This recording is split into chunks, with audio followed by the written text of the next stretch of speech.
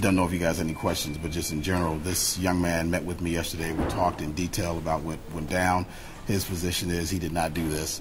And I know that the community is all saying, well, what about the 911 call? No, what? We're not admitting anything at this point. We're still waiting on the evidence. And there's a lot that still has to be brought forth. And I'll be speaking with Joe Dieter's office about how we're going to move forward in this particular case, but he maintains his innocence. How is his son doing? I can't speak to that. I have not seen his son. I met with him, his family. The son was not present during the meeting, but based upon what I saw on the television, it looks like he was doing okay from Children's Hospital, but cannot comment on his medical condition or how he's doing at this point.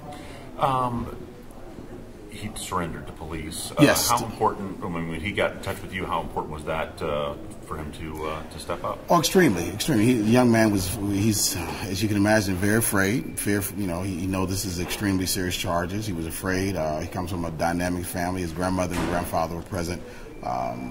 He was just extremely nervous, looking for counsel, advice, what's the next step. And he was going to turn himself in anyway. He just wanted to get the advice of counsel, and he did that. So we surrendered on Ludlow yesterday about 4 p.m., I believe.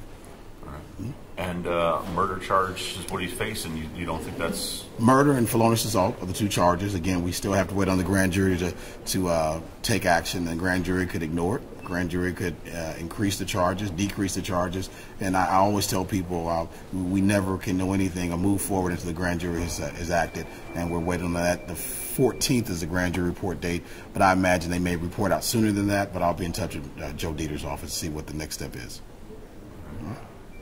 Anything that his family had to say? I know that they didn't have any words for us. Well, those were his grandparents that were in court. They're extremely numb at this point. They can't believe that their grandson is facing this type of charges. He has been screaming up and down that he did not shoot this gun. He doesn't know who in fact did the shooting. He did not do this. He was caring about his son who had just been struck by the vehicle, and that's the only thing that was on his mind. But the family is just saying that they want all the facts to come out before we can say anything, and they stand by him. And I understand he has 2 children?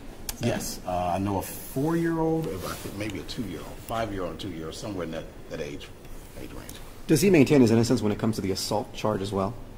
Oh, again, he maintains his innocence on everything. It's been brought out to me. He has not said anything to me in terms of what occurred that day. Our only concern was surrendering, explaining to him the process of what goes on. I have heard in the media that there was an admission that he punched the driver or the decedent. I don't know that for a fact. He hasn't told me that. That's just what's been reported. But we were only speaking about this process, what was going to happen in terms of grand jury, and what the next step is if he's in fact indicted.